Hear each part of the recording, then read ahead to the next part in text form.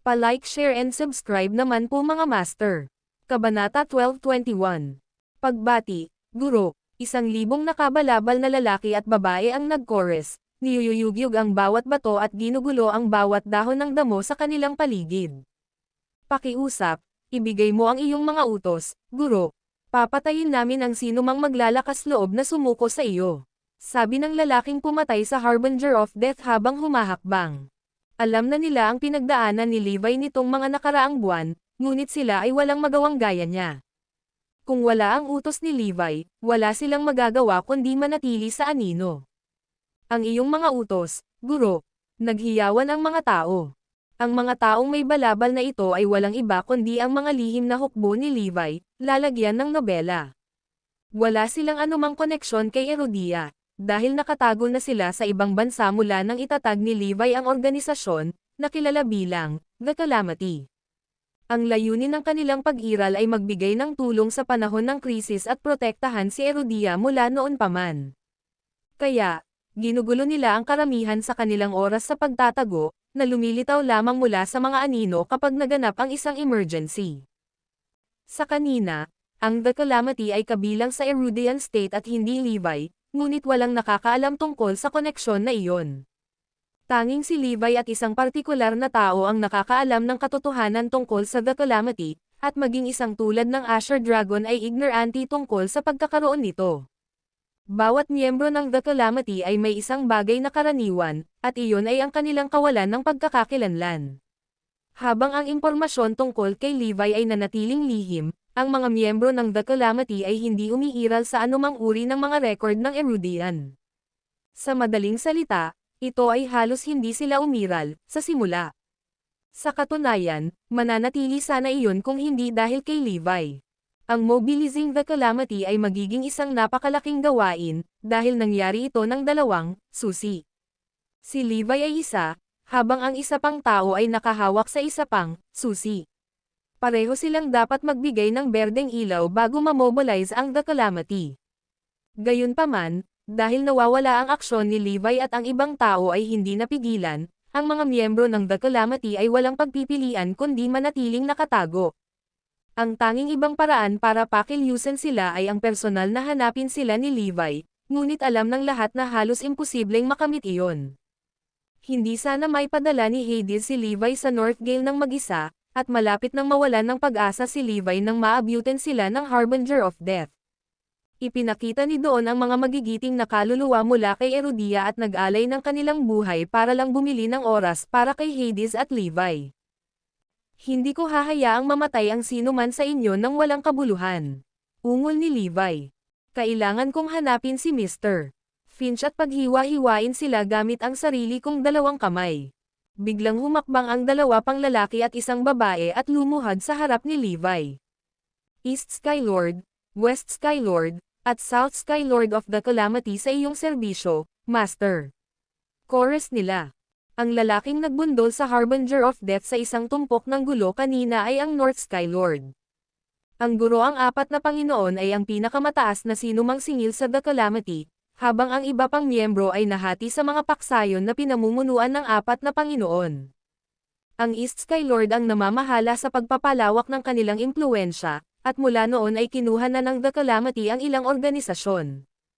Ang West Skylord ay gumawa ng mga plano para sa mga operasyon at nagkaroon ng akses sa lahat ng impormasyon at mga intelligence network. Samantala, pinamahalaan ng South Skylord ang pananalapi, at ang The Calamity ay namuhay ng comfortable sa ilalim ng maingat na pagpaplano ng South Skylord. Panghuli, pinangasiwaan ng The North Skylord ang mga operasyon ng pagsasanay, na hinuhubog ang The Calamity sa isang hindi matatalo na puwersa. Bilang resulta, ang The Calamity ay nakakita ng isang napakalaking pag-unlad mula noong ito ay nabuo sa ilalim ng pamumuno ng apat na Panginoon. Ang kalamidad ay naging mas malakas pa kaysa sa Blood King Palace. Pakikilusan ba natin ang The Calamity, Master? Sabay-sabay na tanong ng apat na Panginoon.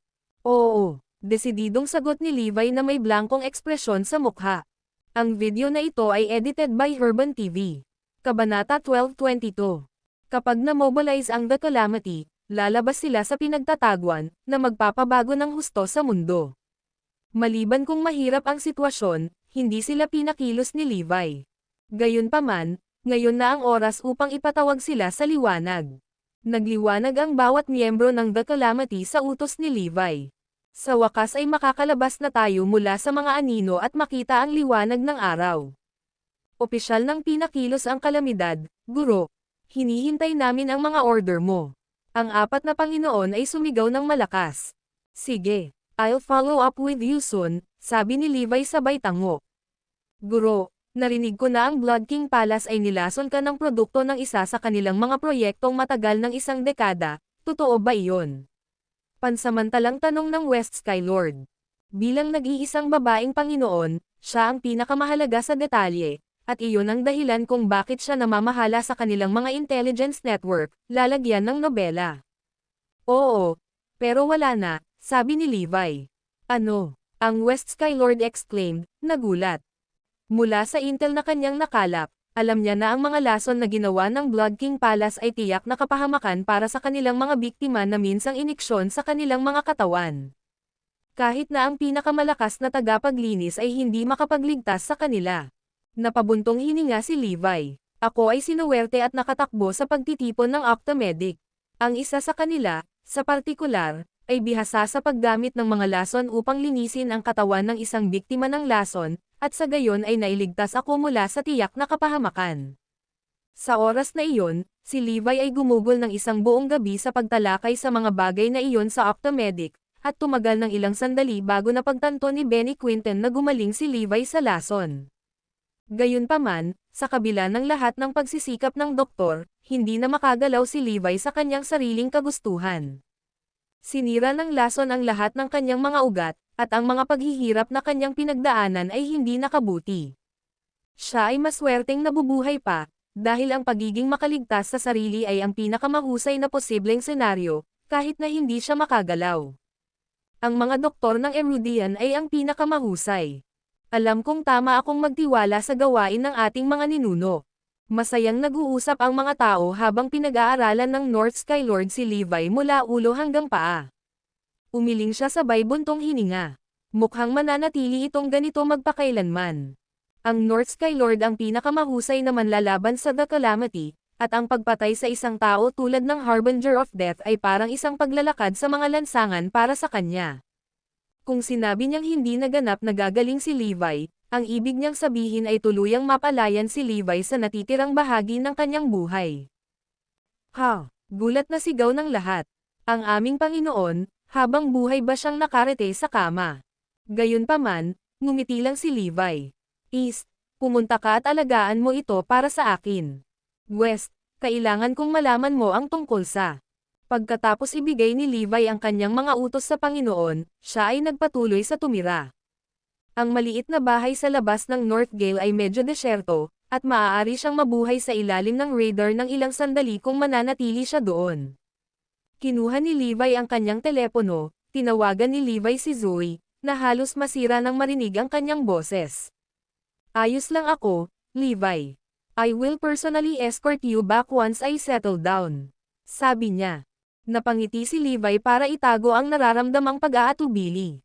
Sige, nakakatuwang marinig na maganda ang lagay mo. Manatiling magbantay mula ngayon, at huwag sabihin sa sino man ang tungkol sa aming mga pag-uusap. Samantala, sa isang kastilyo sa isang lugar sa Northgale, si Tenichi ay nasa isang pulong kasama ang isang grupo ng mga tao. Hindi ba dapat patayin na si Levi ngayon? Tanong ni Tenichi. Ipinagkatiwala niya sa Harbinger of Death at sa iba pa niyang goons ang tungkuling patayin si Levi. Gayunpaman, wala siyang narinig kundi katahimikan sa radyo mula sa kanila nitong nakaraang oras. May nangyari ba? May nagtanong. Masama ang kutob ko dito. Ang isa sa inyo ay dapat pumunta at tingnan ang Harbinger, sabi ni Tenichi, ang kanyang mukha. Biglang may bumangga at sumisigaw, may error report ako. Ang video na ito ay edited by Herban TV. Kabanata 1223. Ano ito? Sabihin mo na. Naiinip na utos ni Tenichi. Tungkol kay Levi Garrison. Bumagsak ang kanyang buong hukbo sa labanan laban sa Harbinger, at patay na rin siya. Ang taong nagulat. Naranasan din namin ang isang malaking pagkawala, ang tanging tao na nakaligtas ay ang Harbinger mismo. Lalagyan ng nobela. Nasaan na ngayon ang Harbinger of Death? Tanong ni Tenichi. Siya, wala na. Mukhang isa lang siyang mabangis na hayop na hindi mapaamo. Nakangiting sabi ni Tenichi. Kahit ano, huhulihin na lang natin siya ulit kapag kailangan namin siya. Pagkaraan ng ilang sandali, nakakuha siya ng sapat na ebidensya upang patunayan na patayin si Levi, at gayon din ang kanyang buong partido. Hahaha, patay ka na sa wakas, Levi Garrison. Hindi mo ba alam kung gaano ka nakakainis na lamok noong nabubuhay ka pa? Napangisi si Tenichi. Andyan ka ba? Ipahayag sa mundo na patay na si Levi Garrison. Sa atin naman, magparty tayo ng 3 araw. Nang lumabas ang balita na ang dating Diyos ng digmaan ng Erudia ay nagwakas sa Northgale, lumikha ito ng malaking pagkabigla sa buong mundo. Bukas na malugod na tinanggap ng mga pinuno ng ilang makapangyarihang organisasyon ang balita.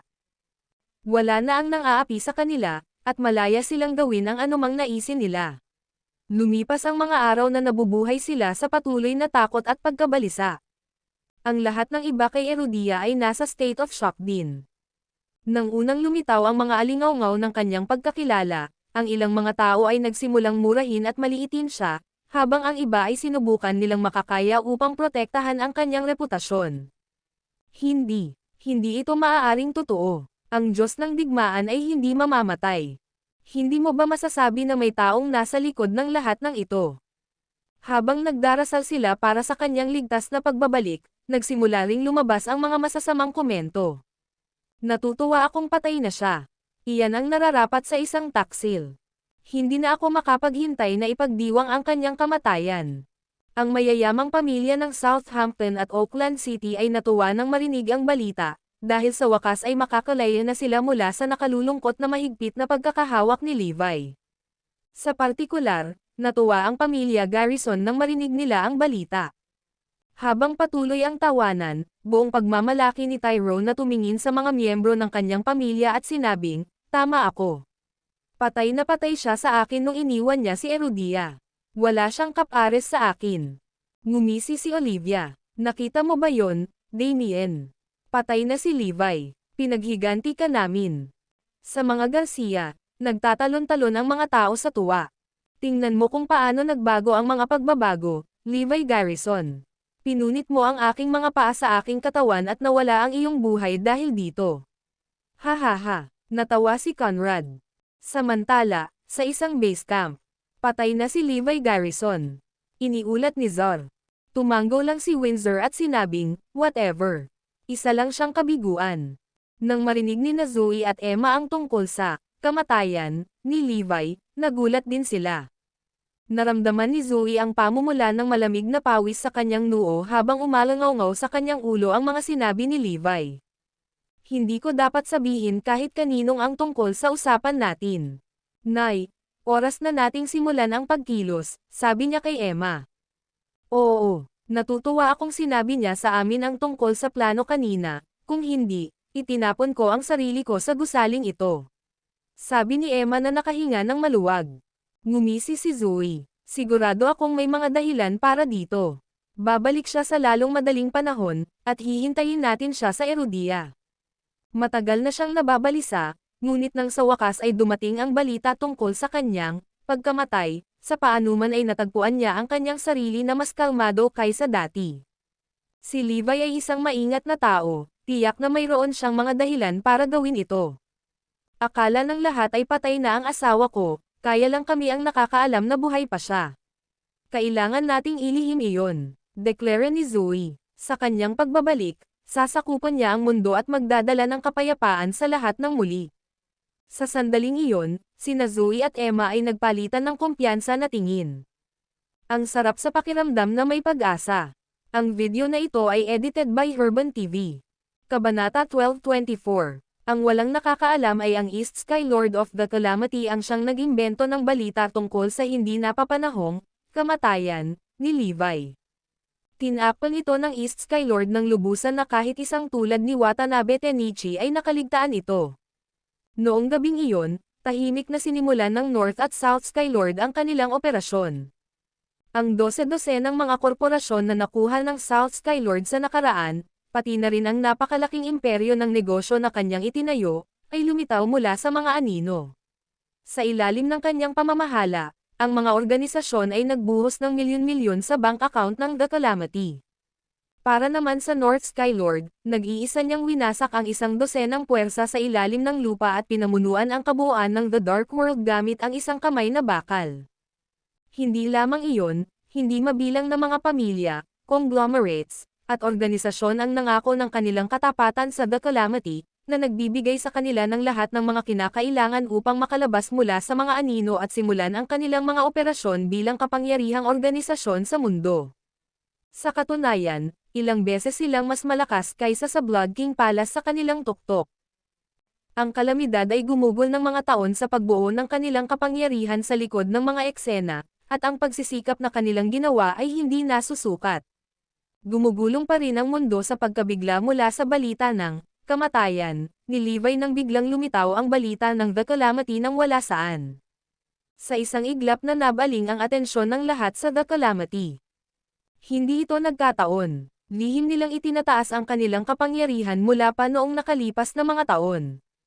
Lahat ng ito ay bahagi ng plano sa lahat ng panahon. Parami ng parami ang nagsimulang maghukay sa nakaraan ng The Calamity pagkatapos lumabas ang balita. Si Tenichi at ang kanyang mga tauhan ay walang pagbubukod. Ano sa tingin mo ang pagbabalik ng The Calamity, Mr. Watanabe? May nagtanong. Sandali itong pinag-isipan ni Tenichi bago sumagot, siguro dahil sa pagkamatay ni Levi. Tama iyan. Kung si Levi ay nabubuhay, ang kapahamakan ay nanatiling nakatago. May kapangyarihan si Levi na hawakan ang ulo ng sinuman sa ilalim ng tubig. May sumigaw, at lahat ng iba ay tumanggo bilang pagsang-ayon. Kumbinsido sila na ang The Calamity ay lumitaw dahil sa kamatayan ni Levi. Well, that doesn't mean that we can stop collecting intel about them. Dapat tayong magtatag ng ilang uri ng relasyon sa kanila, kung sakaling mabaigo tayong makuha ang mga ito. Sabi ni Tenichi with a confident smirk. Maghintay ka, malapit ka nang maging akin, tulad ng Blood King Palace na iyon. Samantala, kumalat din kay Erudia ang balita ng muling pagkabuhay ng The Calamity. Nang marinig ni Windsor ang balita, nanlaki ang mga mata niya sa gulat. Ano, mas nakakatakot ito kaysa sa Blood King Palace. Tama iyan. Mas mahusay sila sa Blood King Palace sa mga tuntunin ng lakas, sabi ni Bolgan. Napangisi si Windsor. Magiging mas mahusay pa ba ako bilang isang bayani kaysa kay Levi Garrison kung aalisin ko ang The Calamity? Siyempre, Bolgan at ang iba pang koro. Sigurado akong mas maraming tao ang handang kilalanin ang iyong kasalukuyang katayuan bilang Diyos ng digmaan kapag naalis mo na ang The Calamity. Napangisi si Windsor. Bagamat totoo na natalo ni Levi ang Blood King Palace ng 2 beses na sunod-sunod, hindi niya ginawa ito ng mag-isa, di ba? Ang sagot ay isang tunog na, hindi. Ang mga nasasakupan niya ang gumawa ng lahat ng maruming gawain. Bukod sa 5 Great Wars Regiment, naroon din ang Cavalry Regiment, ang Spectre Army, gayon din ang Ruby, Emerald, Sapphire, at Topaz Army. Karapat-dapat sila sa karamihan ng papuri, dahil hindi magagawang manalo ni Levi sa mga laban kung wala sila. Dahil doon, tumanggo ang 3 alagad. Siyempre, siya ay walang iba kundi isang kabiguan. Nakatakda siyang magdusa. Isa siyang walang kwentang basura. Ungol ni Windsor. Ang video na ito ay edited by Herban TV. Kabanata 1225. Ang kanilang huling laban ay nagpatunay kay Windsor na ang lakas ni Levi ay nagmula sa kanyang mga nasasakupan, hindi si Levi lamang. Si Levi ay may mataas na kakayahan na mga manlalaban tulad ng White Tiger sa kanyang tabi, at nagselos ito kay Windsor. Dati, gustong kumbansihin ni Windsor ang mga manlalaban na iyon na sumali sa kanyang hanay, ngunit alam niyang hindi katawa-tawa ang kanilang katapatan kay Levi. Bagamat kinasusuklaman niya ito, wala siyang magagawa para baguhin ito. Iminungkahi pa niya na sumama ang Iron Brigade at iba pang hukbo ni Levi sa Azure Army, ngunit tinanggihan sa lugar. Medyo mahirap kumbansihin ang White Tiger at iba pa na sumama sa iyo, Master, sabi ni Zar. Tulad ng kung paano kami tatanggi na sumali sa hukbo ni Levi kahit na ano ang mangyayari, idinagdag ni Bolgan. Umiling si Windsor. Wala akong pakialam. Alam nila kung gaano ako kalakas kapag sumali sila sa Azure Army. Nang marinig iyon, napangiti si Talon. Tama si Master. Walang anuman si Levi kumpara kay Master. Anak lang siya ng isang dakilang pamilyang Erudian. Sa sandaling iyon, tumawa si Nazar at Bolgon, at si Talon ay nagtaas ng isang kilay sa pagkalito. Lalagyan ng nobela. Sinasabi mo bang walang makapangyarihang background ang ating guro? Hindi iyan totoo. Paano kung si Levi ay anak ng isang malaking pamilya? Napangisi si Zar. Ha? Ano ang mas nakakatakot kaysa sa isang sinaunang pamilya? Natatarantang tanong ni Talon. Dahil nagmula siya sa kabundukan, kakaunti lang ang alam niya tungkol sa aristokrasya ni Erudia. Tama iyan. Ang mga tunay na makapangyarihan ay nananatiling nakatago habang ang mga pakitang tao ay ipinagmamalaki sa kanilang kayamanan. Ang angkan ng Garrison ay hindi man lang manggahas na saktan ang pamilya ni Master. Ipinaliwanag ni Bolgon. Dahan-daang tumanggaw si Talon na nanlalaki ang mga mata. Nagkaroon ng kahulugan ang lahat sa kanya. Kung mas malakas ang isang bagay, mas malayo ito sa abot ng karaniwang tao. Ang bawat isa ay nasa ilalim ng ilusyon na ang Garrison clan ay ang pinakamakapangyarihang pamilya sa Oakland City, ngunit hindi nila napagtanto ay maraming mga organisasyon doon na maaaring higaitan ang Garrison clan sa lahat ng paraan na posible. Ang makita ang isang bilyonaryo sa mga karaniwang tao ay parang pagtutuklas ng isang pambihirang species. Gayunpaman, ang parehong bilyonaryo ay mamumutla sa mga taong nakipag-ugnayan kay Windsor. Sa katunayan, sa kanilang mga social circle, ang pagiging isang bilyonaryo ay hindi dapat ipagmalaki. Hindi malalaman ng isa ang tungkol sa pagkakaroon ng isang bagay kung ito ay labas sa kanilang liga, ngunit hindi iyon dahilan upang malaman ang pagkakaroon nito. Nanginginig si Talon habang iniisip ang sinabi ng dalawa pang disipulo. Mukhang si Master ang tunay na maharlika. Dumagundong. Biglang yumanig ang lupa sa ilalim nila ng tunog ng isang hukbong papalapit sa kanilang base camp. Para bang isang lindol ang nangyari, at lahat ay nagpupumilit na manatiling tuwid. Ano ang nangyayari? Tanong ni Windsor na lumungkot ang mukha. Ito ba ay isang lindol? Ang kanyang tatlong alagad ay sumugod sa labas upang tingnan, at sinundan sila ni Windsor. Ang mga sundalo ng Azure Army ay nakatayo sa atensyon. Guro, hindi ito lindol, sigaw ni Zar. Inatake tayo. Pagkalipas ng ilang minuto, ang 5 Great Wars Regiment, ang Cavalry Regiment, ang Spectre Army, ang Dragon Warriors pati na ang Iron Brigade ay huminto sa harap ni Windsor, na nagdulot ng panginginig sa mga gulugad ng lahat. Kumunot ang noo ni Windsor at tinitigan ang mga taong nasa harapan niya.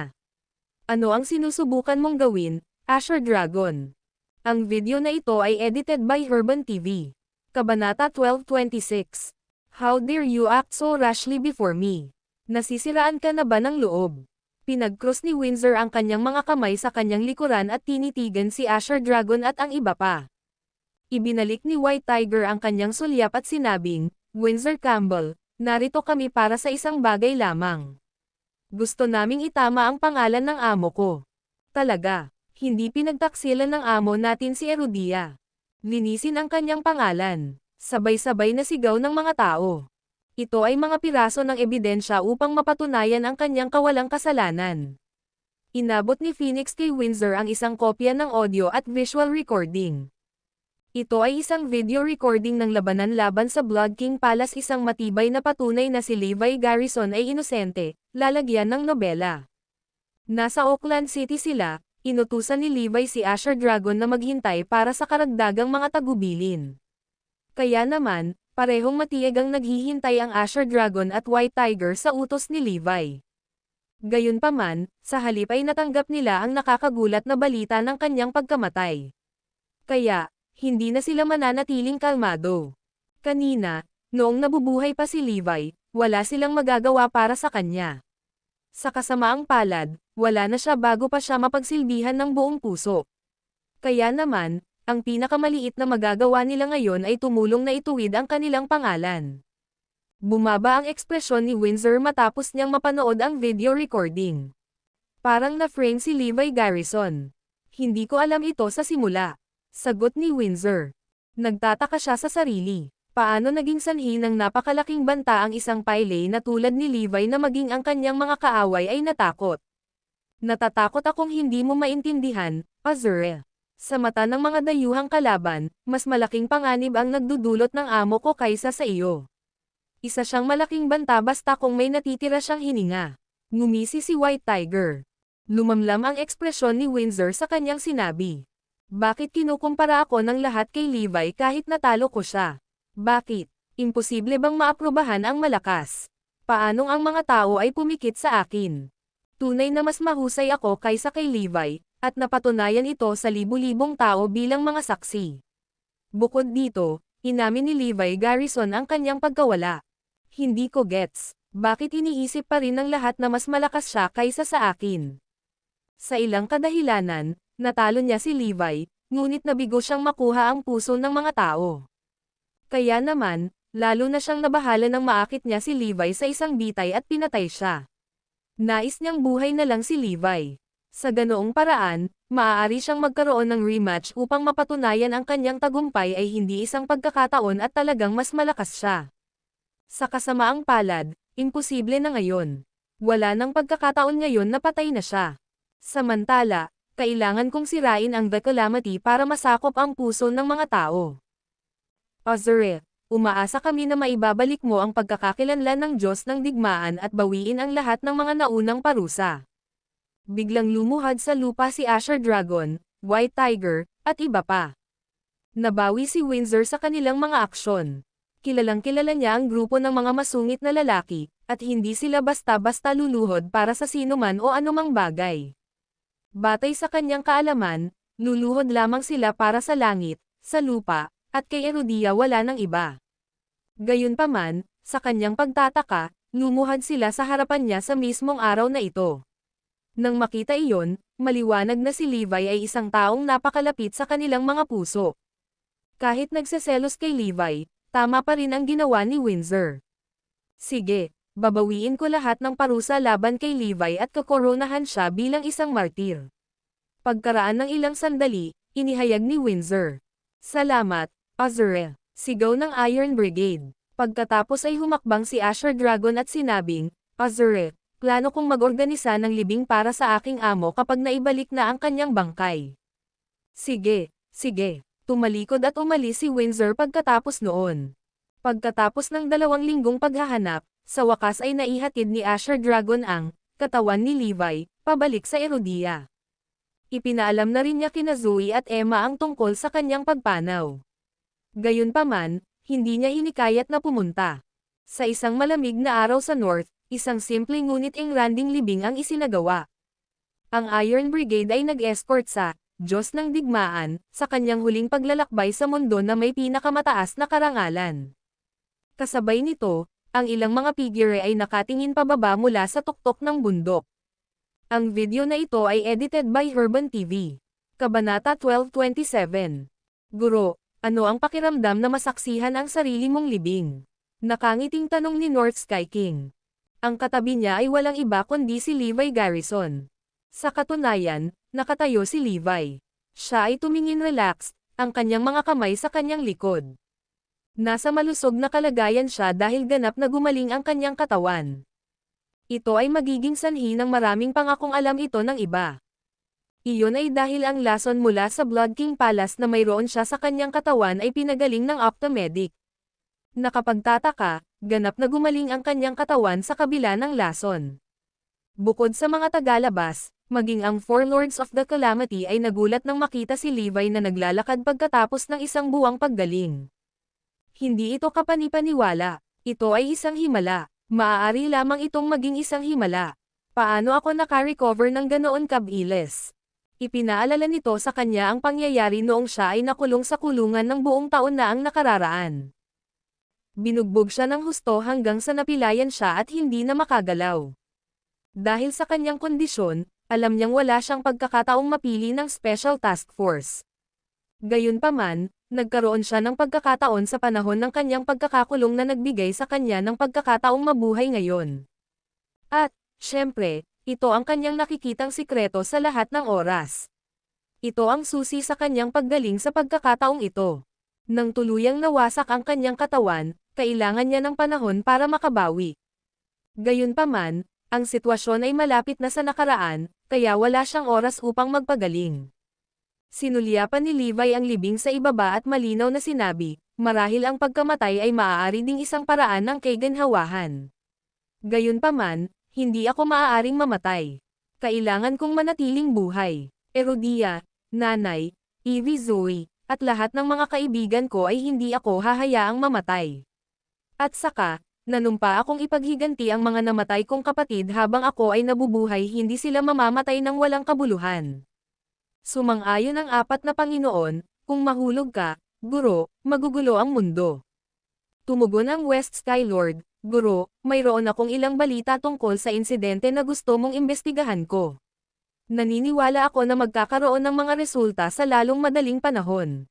Excellent, kailangan ko munang bumalik sa Erodia. North Sky Lord, kasama mo ako. Sabi ni Levi, lalagyan ng nobela. Samantala, si Asher Dragon at ang iba pa ay ang nagsagawa ng libing, na nagkumpirma sa balita ng pagkamatay ni Levi Garrison. Mula sa araw na iyon, nawala si Levi Garrison sa mundo. Parang The Calamity lang.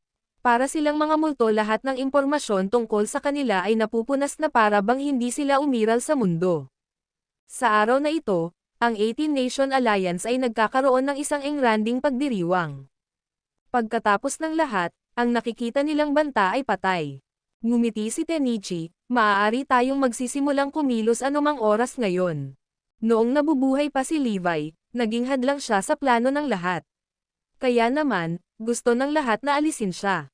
Sa kabilang banda, handa si Windsor na hampasin ang The Calamity. Gayunpaman, nakatanggap siya ng mga utos mula sa mga Dragonites na itigil ang anumang ginagawa niya, na nagsasabing hindi niya maaaring salakayin ang The Calamity maliban kung sila ay nagdulot ng kaguluhan na nagbabanta kay Erodia. Bagamat sabik siyang patunayan ang kanyang sarili, kailangan niyang i-abort ang kanyang mga plano sa ngayon. Samantala, narinig ng mga tao sa Northampton ang tungkol sa pagkamatay ni Levi. Gayunpaman, hindi alam ni Zoe at ng kanyang pamilya kung ano ang magiging reaksyon sa balita. Sa sandaling ito, may lumitaw sa manor, at ito ay si Jerry. Sa hindi malamang dahilan, sumilay ang ngiti sa kanyang mukha. Bakit ka nandito? Nagtatakang tanong ni Zoe. Ha? MS Lopez, nakalimutan mo na ba si Mr. Garrison? Balita ko libing niya ngayon. Akala ko magagalit ka, pero sa halip, hindi ka pa naluluha. MS, si Jones, siya ay mukhang perpekto. Akala ba ninyo lahat ay traidor si Levi na tumalikod kay Erodia? Kaya pala nahihiya ka sa kanya. Biro ni Jerry. Ito ay totoo, parehong hindi nag-iba ang reaksyon ni Zoe at Emma. Parang buhay pa si Levi. Pero siguro para sa ikabubuti pa rin. Handa akong alagaan ka sa buong buhay ko, kung papayag ka lang MS. Lopez, nagpatuloy si Jerry. Ang video na ito ay edited by Urban TV. Kabanata 1228. Simple lang ang dahilan kung bakit nilapitan ni Jerry si Zoe. Ninanais niya ang imperyo ng negosyo na pag-aari ni Zoe pati na rin ang kapangyarihan ng pamilya Liman. Sa kasamaang palad, hindi na maasahan ni Jerry ang pamilya Liman. Nakatanggap siya ng balita na ang The Dark World ay nagpadala ng isang assassination order para paksain ang anak ni Levi Garrison, si Forlivia Lopez. Kung tutuusin, patay na si Levi. Kaya, hindi rin mabubuhay ang kanyang mga supling, at si Zoe ang susunod na nasa panganib. Dahil doon, napilitan si Dale Liman na isuko ang kanyang Diyos-Diyos na si Zoe. Ito ay hindi nakakagulat na kinuha niya ang diskarte ng pagbibigay ng Zoe upang maprotektahan ang pamilya Liman. Sa huli, alam niyang napakalakas ng mga kaaway, at hindi magkakaroon ng pagkakataon ang mga Liman laban sa kanila. Gayunpaman, kailangang harapin ni Zoe ang malalaking hamon sa unahan niya. Ang imperyo ng negosyo na itinayo niya sa kanyang sarili ay mahahati sa madaling panahon. Kaya naman, nagkusa si Jerry na gawin muna ito. Sa katotohanan, si Jerry ay hindi katulad ng isang maginoo. Siya ay isang mapanlinlang na tao na gagawin ang lahat upang makita ang kanyang mga motibo. Naglagay lang siya ng gentleman act para lokohin ang iba. Akala ko noong una ay malulunod ka sa kalungkutan dahil sa pagkamatay ni Levi Garrison. Nakakatuwang malaman na parang hindi ka talaga nakakaabala. Ngumisi si Jerry. Nang marinig iyon, tinitigan siya ng masama ni Zoe. It's none of your business kung maluha tayo o hindi. Tsaka kaya ko pang alagaan ang sarili ko. Hindi kita kailangan. Gayunpaman, nanatili ang ngiti ni Jerry sa kanyang mukha nang sabihin niyang, Zoe, kailangan mong mag-aalaga sa iyo sa huli. Isipin ito mula sa iba't ibang aspeto, mas maganda kung may lalaking mag-aalaga sa'yo. Salamat pero huwag na lang. Kaya patawarin mo ang sarili mo. Sabi ni Zoe. Gayunpaman, sa halip na umalis, umupo si Jerry sa sofa. Ms. Lopez, kung minsan hindi mo maintindihan ang iyong sitwasyon, ang iyong anak ay tinutumbok na labi ng isang taksil. Maging si Mr. Lehman ay nagpasya na putulin ang relasyon sa iyo dahil dito. Panunuyan ni Jerry. Ano? Paano magiging totoo iyon? Nagulat si Zoe. Habang sinasabi niya ang mga salitang iyon, nakatanggap siya ng tawag mula mismo kay Dale Lehman. Bumaba agad ang ekspresyon ni Zoe. Sinabi sa kanya ni Dale na napilitan siyang putulin ang relasyon sa kanya para protektahan ang pamilya Lehman. Binalaan din niya ito na mag-ingat at protektahan ang mga bata. With that, binaba na niya ang tawag. Namutla kaagad si Zoe at ibinagsak ang kanyang telepono sa lupa nang marinig niya ang tungkol sa The Dark World at ang utos ng pagpatay nito laban sa kanyang anak, lalagyan ng nobela. Sa lahat ng ito, ang kanyang ninong ay isang lalaking napupuot sa kasamaan at hindi natatakot sa kapangyarihan. Sa madaling salita, wala siyang kinatatakutan. Gayunpaman, nagbigay siya sa oras na ito. Siya ay sumuko sa kanya upang protektahan ang kanyang pamilya. Maaari lamang itong mga hulugan na ang sino mang nagtatangkang alisin si Evie ay hindi kapani-pani walang kapangyarihan. To the point na si Dale ay hindi nang ahas na makisali. Kung kahit si Dale ay natatakot sa puwersang ito, maaaring mga hulugan ito ng mga kakilakilabot na bagay laban sa kanila. Paano kaya nila? Bata lang siya. Nag-aalalang sabi ni Emma. Siyempre, paano nila hahayaang mabuhay ang anak ng isang traidor? Paano kung ang batang ito ay lumaki upang ipaghiganti ang kanyang ama? Huwag mo siyang isipin na parang walang kapangyarihang bata dahil sa babae lang siya. Para sa lahat ng alam namin, maaari siyang maging isang diyosa ng digmaan. Sino ang makakapidyo sa kanya kung nangyari iyon? Biro ni Jerry. Nagtama ang mga mata ni Zoe at Emma habang nagpapalitan ng mga tinging natatakot. Isang ideya ang biglang pumasok kay Zoe nang magtanong siya, marahil may paraan ka sa gulo na ito. Siyempre gagawin ko, kung hindi, hindi ako sasama. Ngumisi si Jerry. Ikaw, maging ang aking ninong ay umiwas na makisali. Nagtatanong na tanong ni Zoe. Gayunpaman, binigyan siya ni Jerry ng isang misteryosong ngiti, tulad ng sinabi ko, I have my ways. Ang totoo, wala siyang ideya para tulungan sila. Gusto lang niyang kunin ang business empire ni Zoe para maging kanya. Ms. Lopez, sana ay makapagdesisyon ka sa lalong madaling panahon. Inilabas na ang utos ng pagpatay, ibig sabihin, nasa panganib na ang mga bata. Ang nag-iisang layunin na sinabi ni Jerry ang mga salitang iyon ay para malagpasan ang mga psikolohikal na hadlang ni Zoe at Emma. Bagamat alam nilang buhay pa si Levi, alam nilang baldado siya, at tiyak na wala siya kay Erodia. Ang video na ito ay edited by Herban TV. Kabanata 12:29. Unti-unting lumalapit ang panganib. Kaya naman, nakasalalay sa akin ang kaligtasan ni Evie. Gayunpaman, wala akong masyadong magagawa. Maging ang isang marangal na tulad ng aking ninong ay bumigay din bilang kapalit para protektahan ang kanyang pamilya. Lalo nitong pinatutunayan kung gaano kalakas ang mahiwagang puwersa. At hindi ito magiging puwersa na hindi ko kakayanin ng mag-isa. Parang tama si Jerry, siya na lang siguro ang pag-asa ko ngayon. Nakatingin sa kanyang naguguluhan na ekspresyon, ngumiti si Jerry, papayagan kitang mag-isip tungkol dito, ngunit huwag masyadong magtagal. Malapit nang magsagawa ng mga aksyon kapag naipahayag na ang utos ng pagpatay. May flight ako bukas ng 11 PM, at aalis ako kapag hindi mo ako sinagot noon. Nadurog ang puso ni Zoe at Emma nang umalis si Jerry. Lahat ito ay bahagi ng kanyang plano, sa pamamagitan ng pagtatanong kay Zoe na huwag siyang bigyan ng sagot on the spot.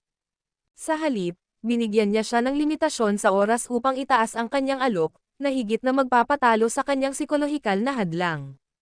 Mas lalo ngang nagpakaba ito kay Zoe. Sa kabilang banda, pabalik na si Levin sa Erodia nang makatanggap siya ng balita mula sa The Calamity. Guro, ang The Dark World ay naglabas ng isang utos ng pagpatay upang maalis ang iyong anak. Ang mahiwagang puwersa ay nagsasabi na ang iyong anak ay hindi mabubuhay. Sinabi ni West Skylord kay Levi. Nanlaki ang mga mata ni Levi habang tinitigan siya ng malamig na tingin. Sino ang naglakas loob na hawakan ang aking anak? At saka, ang assassination order na ito ay inilabas mula kay Erudia. Kaya naman, maraming assassination organization sa Erudia ang hahabol sa anak mo. Agad na nalaman ni Levi na ang taong nag-frame sa kanya ay ang taong naglabas ng utos ng pagpatay nang marinig niya ang mga salitang iyon. Dapat itong si Mr. Finch. Ako ay patay na. Gayunpaman, balak niyang putulin ang mga damo at alisin ang mga ugat at huwag hayaang mabuhay si Evie, lalagyan ng nobela. Well, ito na ang oras na i-rate ko ang taong ito. Gusto kong makita ang lalaking nagbabawal sa buhay ko. Ito ang dahilan kung bakit ipinakilala ni Levi ang East Skylord ng balita ng kanyang kamatayan.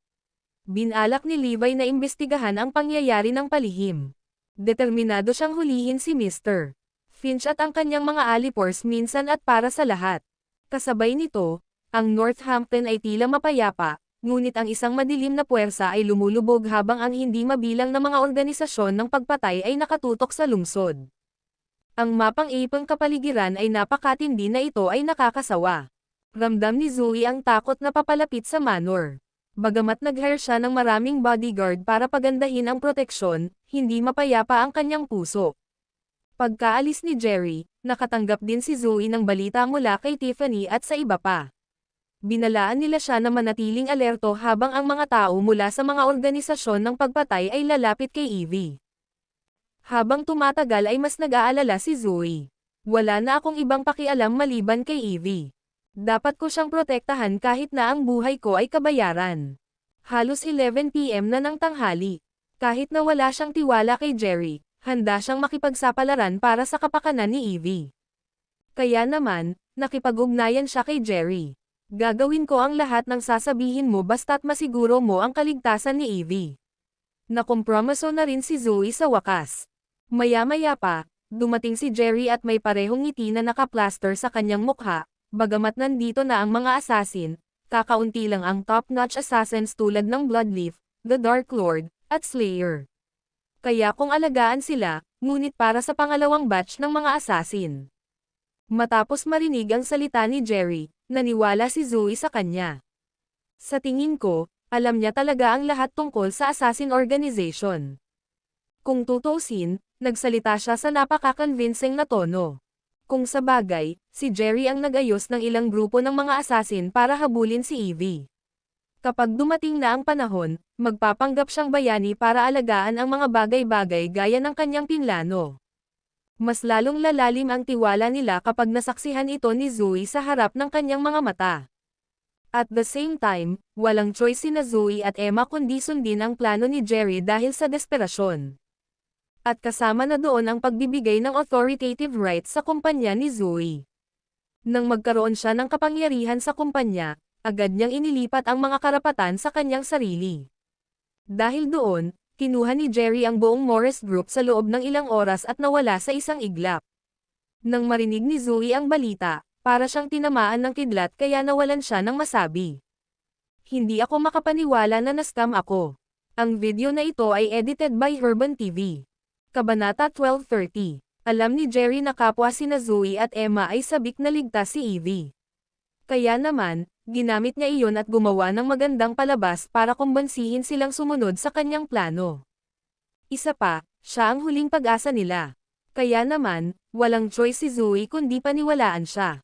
Siya ay nagkaroon ng kanyang mga haka-haka na si Jerry ay maaaring sinungaling, gayunpaman, ito ay isang panganib na kailangan niyang gawin. Kahit na may kaunting pag-asa. Gayunpaman, ang katotohanan ay malupit. Kapag nakuha na ni Jerry ang Morris Group sa kanyang sarili, agad niyang pinaalis si Iris at ang iba pang miyembro ng council. Ang dahilan sa likod ng kanyang mga aksyon ay upang makakuha ng kompletong kontrol sa kumpanya sa pinakamahuhusay na panahon, lalagyan ng nobela. Samantala, naiwan si Zoe sa isang kahabag-habag na kalagayan. Ang pamilyang Lehman ay nagpahayag ng kanilang relasyon sa kanya, ang imperyo ng negosyo na kanyang itinayo sa kanyang sarili ay inalis sa kanya, at ang kanyang anak ay nahaharap sa matinding panganib. Nakaramdam siya ng pag-asa. Hindi nagtagal ay kumalat na parang apoy ang balitang niloloko ni Jerry si Zoe. Gayunpaman, ang pamilya Lehman ay maaari lamang manood dahil hindi na sila magkamag-anak. Pinagalitan lang ng lahat si Jerry hinggil sa kanyang mga kilo ngunit wala nang ibang ginawa. Si Jerry naman, tuwang-tuwa siya na madali niyang nakuha ang business empire ni Zoe. Dahil dito, ang pamilya Gott ay naging mas makapangyarihan kaysa dati. Bagamat ito ay maihahambing sa mga pamantayan ng isang sinaunang pamilya, ito ay kapantay pa rin ng isang imperial na pamilya. Naisip ba ng pamilya Lehman na magagamit nila ako ng ganoon? Paano nila ako pinayagang magpakasal sa babaeng may anak? Sinusubukan ba nilang sirain ang reputasyon ko? Kung hindi dahil sa imperyo ni Zoe at sa kapangyarihan ng pamilyang Lehman, hindi ako papayag sa kasal. Naisip ba niya na hindi siya mapaglabanan? Nakakatawa. At saka, paano ka umaasa sa akin na palakihin ang anak ng isang taksil? May halaga pa ba siya?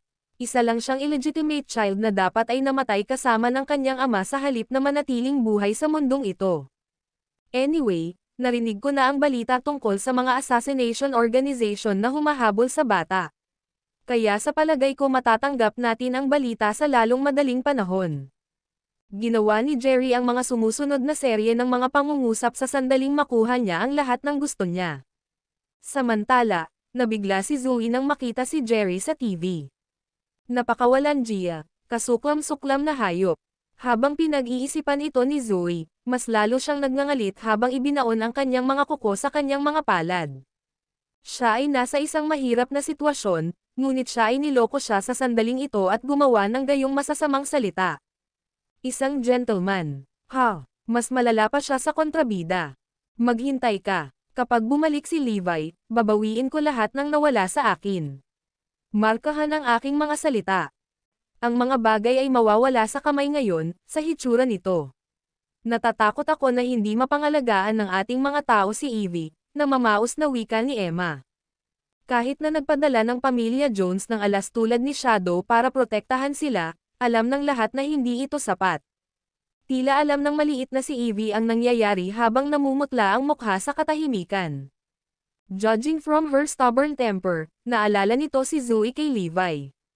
Makakapagtago lang tayo sa basement ngayon at manalangin na hindi tayo mahanap. Binuhat ni na Zoe at Emma si Evie habang nagtatago sila sa basement kasama si Silas, na naghanda ng sapat na pagkain at tubig. Matagumpay nilang naiwasan ang mga assassin minsan nang itago sila ni Levi sa silong ng asyenda. Samantala, dumating na sa Northampton ang mga organisasyon ng assassination na nakatanggap ng assassination order. Sa kabuuan, 10 organisasyon ng assassination ang nagsimula ng operasyon ng pagpatay ng sabay-sabay. Nilampasan nila si Shadow at ang iba pang mga gwardya na nakapwesto sa labas at nakapasok sa manor ng walang kahirap-hirap. Gayunpaman, natulala ang mga assassin nang makita nilang walang laman ang manor. Nasaan sila? Saan sila pumunta? Nasa manor sila sa buong oras at hindi pa umalis. Paano sila mawawala sa manipis na hangin? Hinanap ng mga assassin kung saan, ngunit walang mga palatandaan ni Zoe at ng iba pa. Hindi. All this time pinapanood namin sila. Imposibleng umalis na sila. Ang tanging posibilidad ay mayroong isang lihim na silid na matatagpuan sa isang lugar sa manor na ito. Kumalat at maghanap. Samantala, pinagmamasdan ni Zoe at iba pa ang sitwasyon sa pamamagitan ng mga surveillance camera sa basement. Damn it, alam na nila. Napabuntong hininga si Zoe sa gulat habang nakatitig sa mga surveillance camera. Ang video na ito ay edited by Herban TV. Kabanata 1231. Ilang sandali lang ay matutuklasan na ang sekretong silid kahit medyo nakatago. Gaya ng inaasahan, nahanap na ng mga profesional na assassin ang lihim na silid ng walang kahirap-hirap sa loob ng ilang segundo. Tumili, biglang naging malabo ang footage mula sa surveillance camera. Ibig sabihin, nakita na rin nila ang mga nakatagong camera. Sa nito, tinatalo nito ang layunin ng pagkakaroon ng isang lihim na silid. Kumatok, kumatok, kumatok. Nang marinig ang mga ingay na nagmumula sa itaas, si Zoe at ang iba ay may mga langgam sa kanilang pantalon. Lahat tayo ay mapapahamak kapag nakapasok sila dito. Nahanap na namin. Ang natitira na lang ay pilitin itong buksan. Ang mga assassin ay lahat ay nakahanda na pumasok sa lugar sa pamamagitan ng mga puwersa. Hoy! Out of the blue, may tumapik sa balikat ng isang assassin. Lumingon ang assassin at nakita niya ang dalawang lalaki na nakatingin sa kanya. Whoosh! Bago pa siya makapagsalita, isang marahas na sampal ang dumapo sa kanyang mukha at namatay siya sa lugar. Ang iba pang mga mamamatay tao ay nagpaikot-ikot sa kanilang mga katawan at nagtanong, "Sino ka?"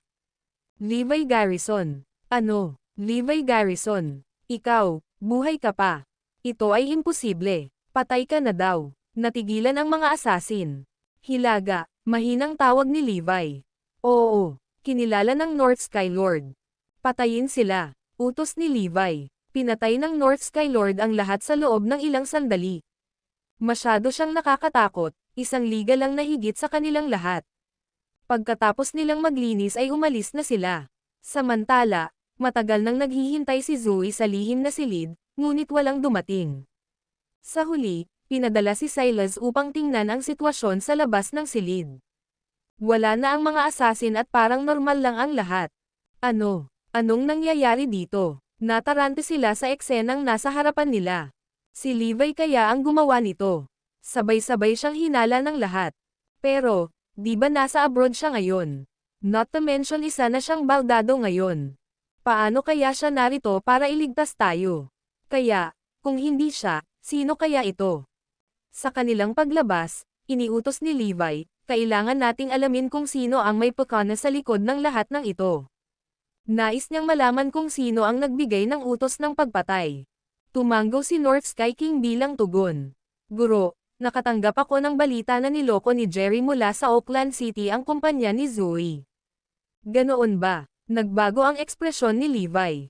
Mabilis siyang humingi ng kumpirmasyon mula sa West Sky Lord at galit na malaman na inagaw ni Jerry ang lahat ng mga tauhan ni Zoe. Paano nagkakaroon ng ganitong kasuklam-suklam na tao?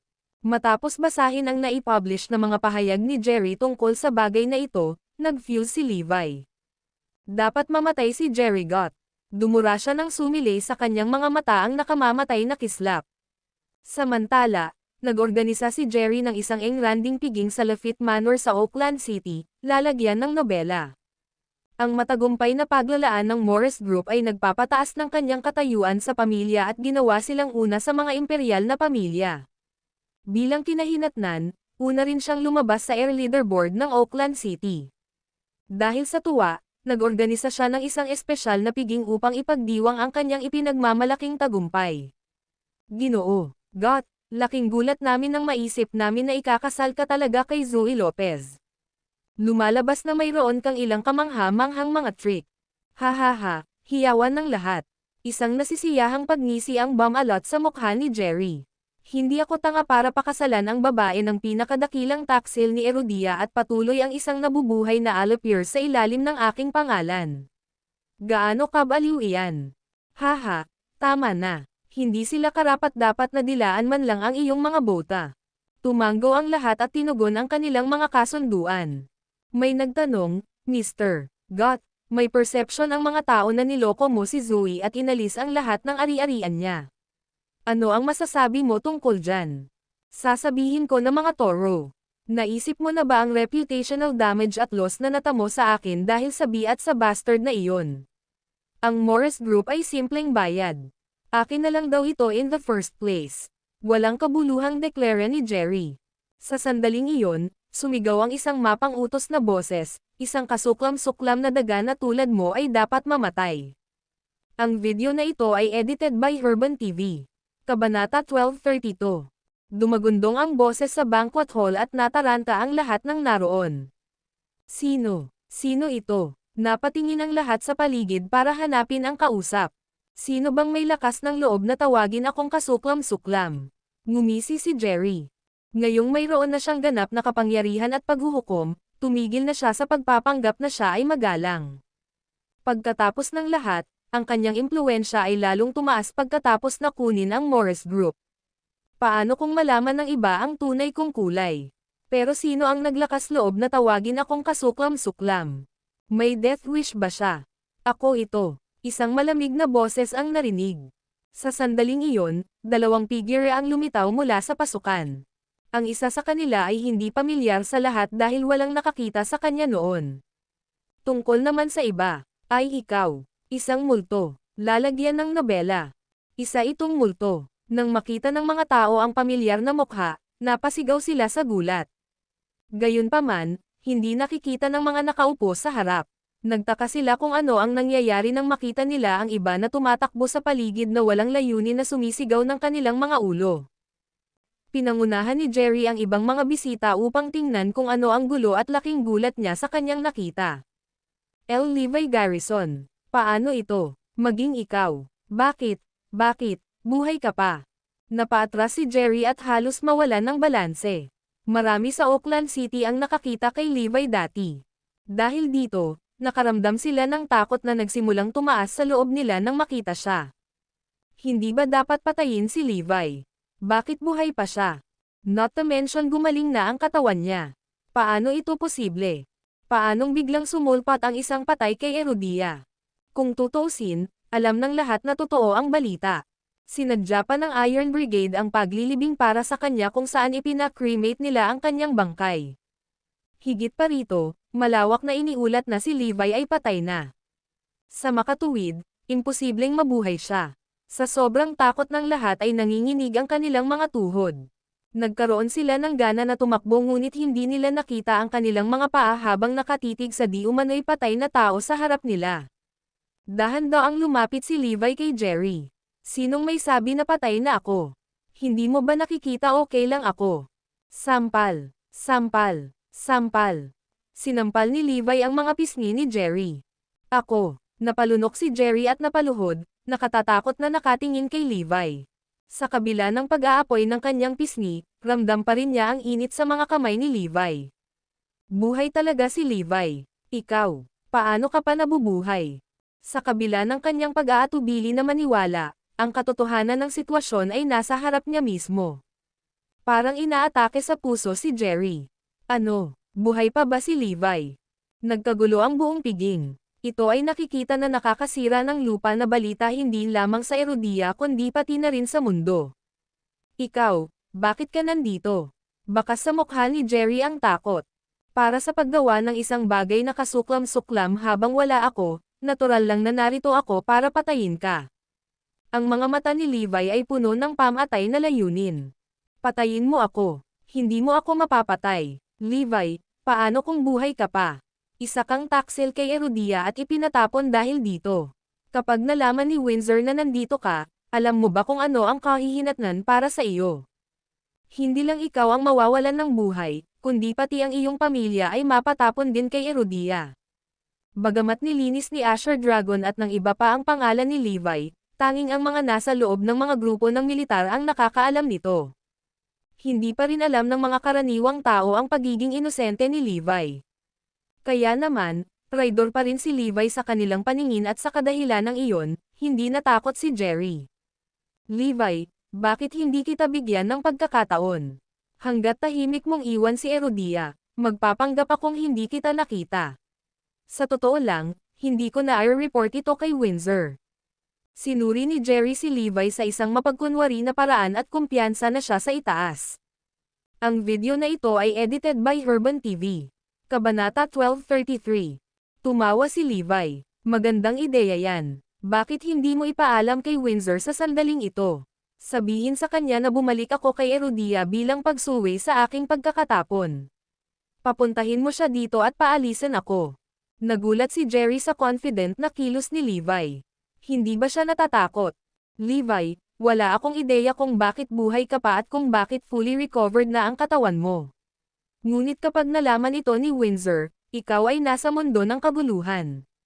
Pagkatapos ng lahat, siya ang nagutos na palayasin ka at bumabawal na bumalik sa Herodia. The moment you return, you are in open defiance of Windsor and his orders, tumahimik si Jerry at nagdeklara. Bilang tugon, tumawa lang si Levi. Bakit ako matatakot kay Windsor? Nagiging interesante ito. Levi, isa kang natalo kay Windsor, siya ang bane mo at alam mo iyon. Kung kaya mong talunin ng isang beses, siguradong matatalo ka ulit niya. Kapag naaresto ka niya dahil sa gulo ni Erudia, sa tingin mo ba hahayaan mo siyang mabuhay? Ngumisi si Jerry. Ang eksaktong parehong kaisipan ay sumagi sa isipan ng lahat. Kung tutuusin, marami sa Oakland City ang nakakita sa sarili nilang mga mata kung paano natalo ni Windsor si Levi. Sa isip nila, si Windsor ay mas malakas kay Levi at ang hitsura ni Levi kaysa sa isang bukas na provokasyon sa kanya. Kapag nalaman ni Windsor na narito si Levi, ang mga kahihinatnan ay magiging kakilakilabot. Kaya umalis ka na dito. I'll let you off this one time, pang-iinis ni Jerry. Bugbugin mo siya, utos ni Levi. Sampal. Lalagyan ng nobela. Lumapit si North Skylord at sinampal ng mariin si Jerry dahilan para mahati ang laman ng huli at bumulwak ang dugo. Arg! Napasigaw si Jerry sa sobrang sakit. Sampal. Muli siyang sinampal ng North Skylord at naging madugong gulo ang mukha niya. Umalangaw sa bulwagan ang hiyawan ng dalamhati na para bang may kinakatay na baboy sa loob. Sampal. Muli siyang sinampal. Sa ngayon, si Jerry ay nakapikit sa sobrang sakit, ang kanyang mukha ay isang hindi makilalang gulo. Hinayla siya ni North Skylord at pinaulanan siya ng suntok. Napakalakas ng impact kaya lumitaw ang mga butas ng dugo sa katawan ni Jerry. Sa huli, namatay si Jerry sa sobrang sakit. How dare you bully my family? Para dyan karapat-dapat kang mamatay. Nanlilisik ang mga mata ni Levi sa galit. Nang marinig ang lahat ng kanyang mga salita, pinigil nila ang kanilang hininga sa takot at pinagpawisan ng malamig. Ito ay isang nakakatakot na tanawin. Walang inaasahan na babalik si Levi sa ganoong paraan. Para siyang bumalik sa mismong impyerno. Kinabukasan. Napuno ng mga tanong si Zoe nang muli na bumalik sa kanyang mga kamay ang Morris Group. Anong meron kay Jerry? Nababaliw na ba siya? Ibinalik niya lang sa akin ang kumpanya pagkatapos ng sobrang effort sa pagkuha nito. Walang sense. Baka may nakialam. Kuwait. Sa Northampton, ligtas ang lahat sa sandaling ito. Gayunpaman, nagkaroon ng kaguluhan sa loob ng The Dark World nang malaman nilang ang mga assassin na ipinadala upang patayin si Forlivia ay nawala na ang lahat. Nagtataka sila kung saan kaya nagpunta ang mga assassin. Pagkatapos ng karagdagang pagsisiyasat, muling kinumpirma nila na walang sino man sa panig ni Zoe upang protektahan siya. Paanong nawala ang mga assassin? May nagpoprotekta ba sa kanya? Pero imposible yon. Hindi nagtagal, nagpapadala ng The Dark World ng isa pang utos ng pagpatay na may tumaas na gantimpala mula sa orihinal na 1 bilyon hanggang 10 bilyon. Ang 10 beses na pagtaas ng gantimpala ay ginawa upang makaakit ng mas makapangyarihang mga assassin. Tulad ng inaasahan, isang sinaunang organisasyon ng assassin ang lumitaw bilang tugon sa utos ng pagpatay. Sabi nga sa kasabihan, money makes the world go round. Ang magandang gantimpala ay sapat na upang maakit ang isang sinaunang organisasyong mamamatay tao na nagtago sa loob ng mga dekada upang muling lumitaw. Isa pa, ipinakita nito ang pasya ng employer na ipapatay si Forlivia. Nais nilang matiyak na patay na ang anak ni Levi. Isa pang utos ng assassination ang inilabas. Suriin ang pinagmulan. Gusto kong malaman kung sino ang nagbigay nito. Si Levi, kanina pa nagmamasid mula sa anino ay nakahanap na rin ng pagkakataon.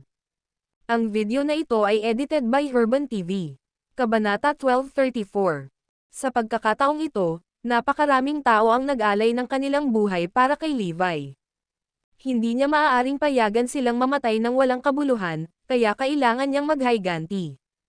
Ang nagbigay ng utos ng pagpatay ay kailangang i-ferret out. Sayang naman at ang bagal ng recovery ko. Kung mas mabilis lang sana akong gumaling, hindi na sana sila mamatay. Sa pag-iisip pabalik sa malagim na eksena, naikuyom ni Levi ang kanyang mga kamao nang hindi namamalayan. Hindi napigilan ng North Skylord na magtanong, "Guro, noon pa man ay gusto kong magtanong. Gusto mong itanong kung paano ako naka-recover?" Nagtataka si Levi. "Tama iyan. Nagulat ako nang gumaling ka sa kondisyong iyon nang wala pang 1 buwan. Isa pa, pakiramdam ko mas malakas ka na ngayon kaysa dati. Hindi ko maintindihan ang nangyayari." Napuno ng pagtataka ang mukha ni North Skylord. Naalala ni Levi ang kanyang mga alaala. 8 taon na ang nakalilipas, ako ay na-frame at ipinadala sa bilangguan. Bago nila ako pinapasok, sinigurado nilang bali lahat ang mga paa ko bilang parusa. Noong ako ay nasa pinakamababang punto ng aking buhay, nagkaroon ako ng isang stroke ng swerte. Nakilala ko ang aking benefactor sa bilangguan na higit sa gusto kong tawagan bilang guro. Itinuro niya sa akin ang isang sinaunang pamamaraan na perpekto para sa akin dahil sa mga kapansanan na dinanas ko noon, lalagyan ng nobela. Natarante si North Skylord. Ang pamamaraan ay nangyayari ng isang katawan na masira bago ito may tayo muli ako ay nasa ordinaryong kalusugan noon, hindi ito gagana. Naintindihan agad ni North Skylord. Kaya sinasabi mo na sa iyong mga limbs na bali, ikaw ay nasa perpektong kondisyon para sanayin ang diskarteng iyon. Eksakto. Hindi nagtagal, mabilis na nakabawi ang aking katawan sa bilangguan. Bukod dito, gumawa ako ng isang pangalan para sa aking sarili na lumalaban sa bilangguan at kung paano ako na-draft. Isang sikreto ang ibinunyag ni Levi na hindi niya kailanman sinabi kahit kailan. Ibig sabihin, sa pagkakataong ito, dahil mas malala pa ang mga pinsalang natamo mo, mas nasa mabuting posisyon ka para sanayin ang diskarteng iyon. Nagawa ng North Skylord na iugnay ang sinabi ni Levi sa kanyang pinakabagong paggaling. Tumango si Levi, oo, tama. Higit pa rito, nakuha ko ang mas mahusay na pag-unawa sa pamamaraan sa oras na ito.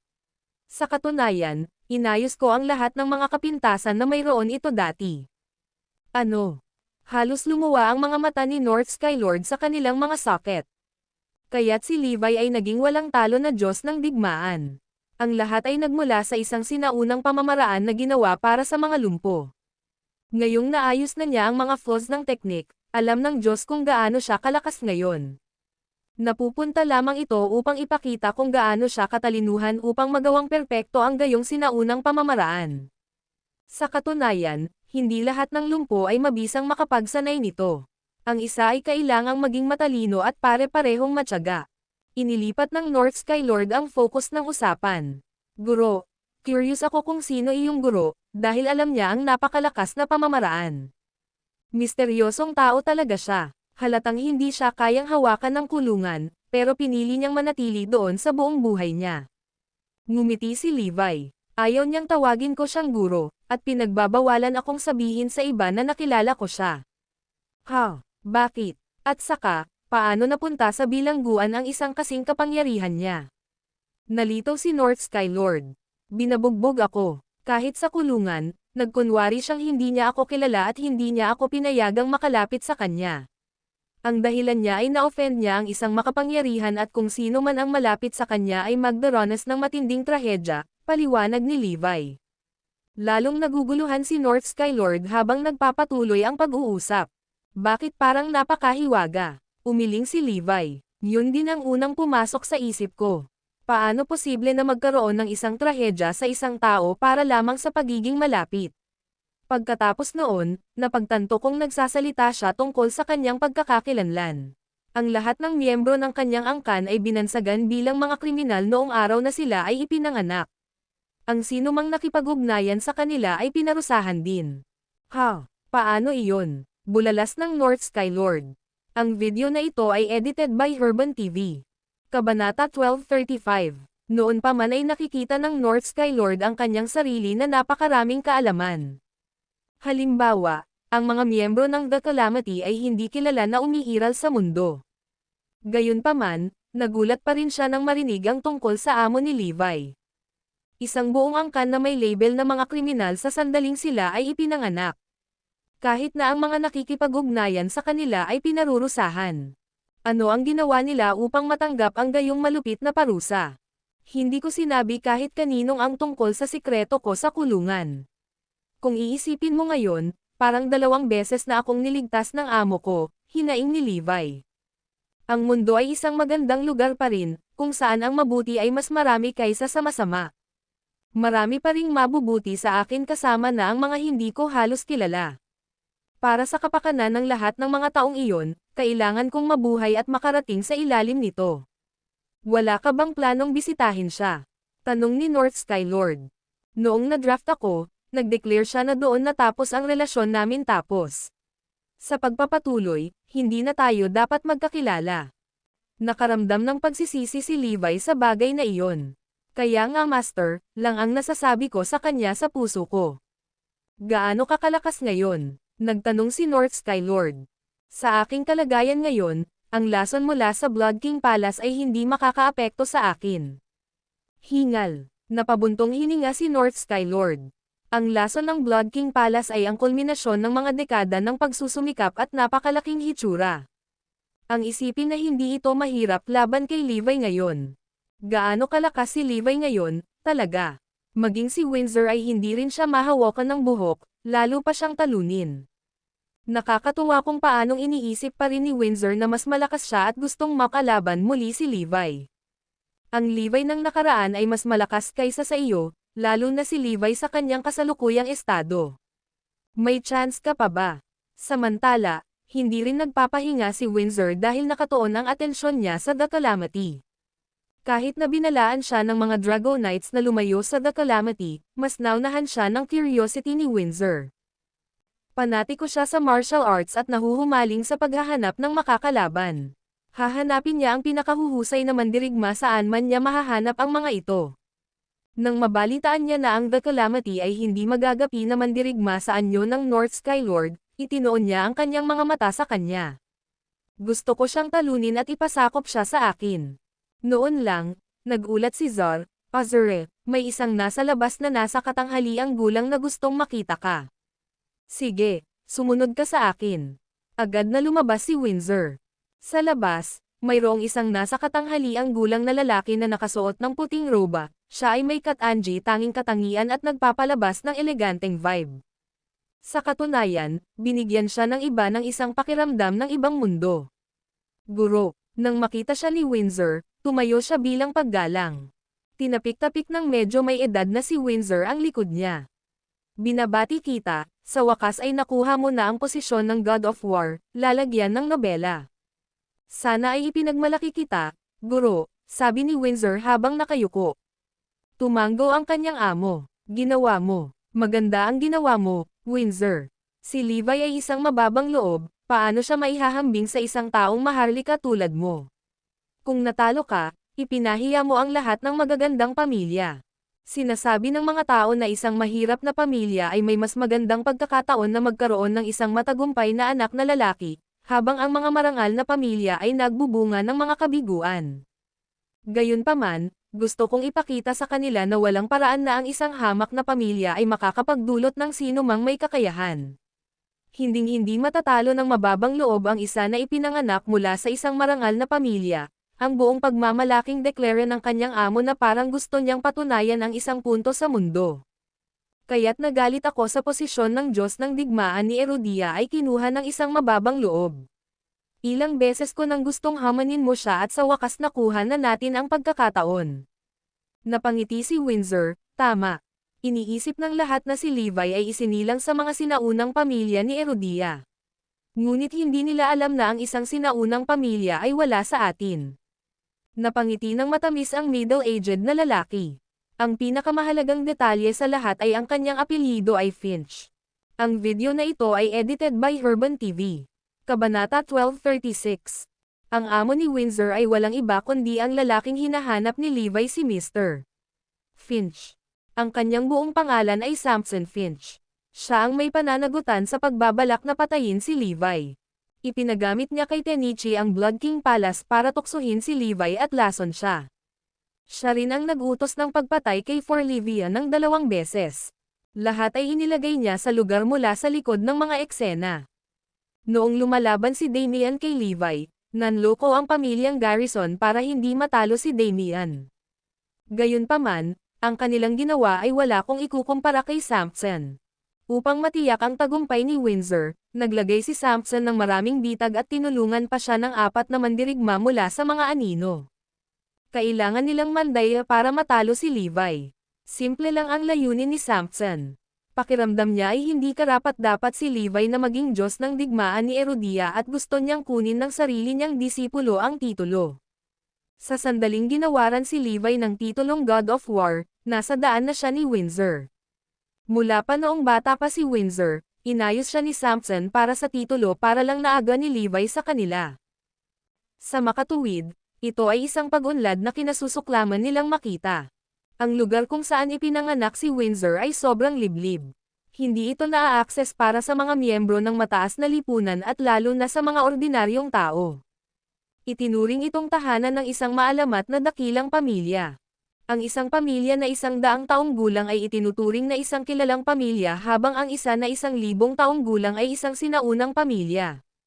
Gayunpaman, ang isang mahusay na pamilya ay may mas mahaba at mas sikat sa kasaysayan. Ito ay hindi lamang binubuo ng isang partikular na lahi o angkan kundi isang kombinasyon ng napakatandang grupo. Ang isang mahusay na pamilya ay karaniwang umiral sa loob ng 2 hanggang 3,000 taon at tumayo sa pagsubok ng panahon. Sa makatuwid, sila ay mas makapangyarihan kaysa sa maisip ng sinuman. Halimbawa, ang mga mandirigma ng klase ng Diyos ay napakabihirang na ang 18-Nation Alliance ay makakalap lamang ng 100 sa kanila. Ang mga panghuling mandirigma ng klase ay mas mahirap makuha. Ang Harbinger of Death lamang ang makakatalo sa lahat ng nauna sa kanya. Gayunpaman, isang mahusay na pamilya ang napuno ng God Class at Ultimate Class Warriors. Iyon ay kung gaano kalaki ang pagkakaiba ng kanilang mga kasanayan. Sa pamamagitan lamang ng paghahambing ng lakas lamang, ang isang mahusay na pamilya sa loob ng Erudia ay mas makapangyarihan kaysa sa isang bansa sa ibang bansa. Si Samson at ang kanyang mga kasama ay sariling lupon at sariling mga pagsusuri. Sila ay higit sa lahat para bang sila mismo ay mga Diyos.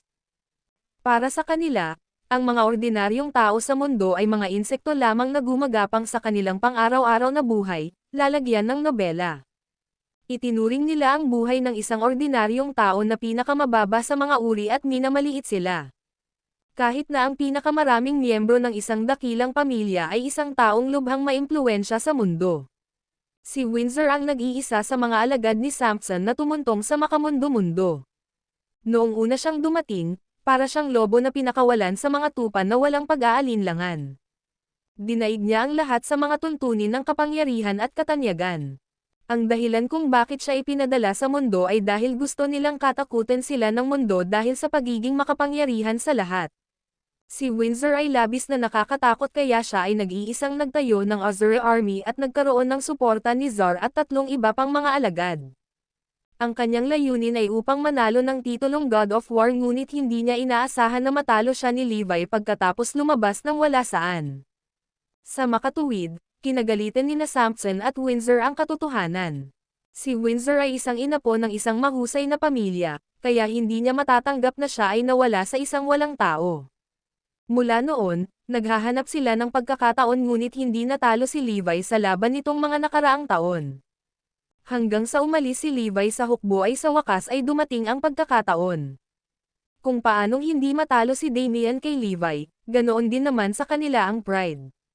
Kung matatalo ang isang reclusive great family na tulad nila, tiyak na magiging katatawanan sila. Kaya naman, kinailangan nilang gawin ang lahat para magarantya ang tagumpay ni Windsor laban kay Levi. Saka lamang nila maaga ang titulong God of War. Pagkatapos ng labis na pagsisikap, sa wakas ay nagawa nila ito. Nagawa pa nilang patayin si Levi sa proseso.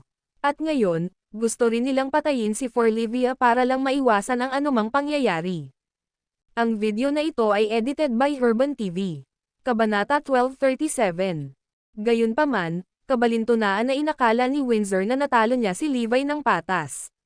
Nalilimutan niya ang katotohanan na ang lahat ay inayos ng kanyang Panginoon at ang katotohanan na si Levi ay nagpasya na matalo ng kusa sa huli. Sa katotohanan, ang sariling kakayahan ni Windsor ay bumubuo lamang ng 1/4 ng mga kadahilanan para sa kanyang tagumpay laban kay Levi. Master, bakit ka nandito? Na-curious si Windsor. Ang mga dakilang pamilya ay nagmamay-ari ng maraming sinaunang artifact at teknolohiya tulad ng martial art techniques, medikal na kaalaman, at iba pa. Walang anuman sa makamundo na mundo na sapat na kawili-wili para sa kanila. Kaya naman, hindi mo-ari ni Windsor kung bakit umalis ang kanyang amo sa kanilang tahanan. Mula nang umalis siya ng bahay noong 15, hindi na niya nakita ang kanyang amo. Pero lingid sa kanyang kaalaman, sa simula pa lang ay umalis na talaga ang kanyang amo sa kanilang tahanan at abala sa pagpaplano laban kay Levi. Nandito ako para bisitahin ka. Nakikita ko na ikaw ay gumagawa ng mabuti para sa iyong sarili dahil ikaw na ngayon ang nag-iisang Diyos ng digmaan ng Erudia. Tinapik ni Samson si Windsor sa balikat.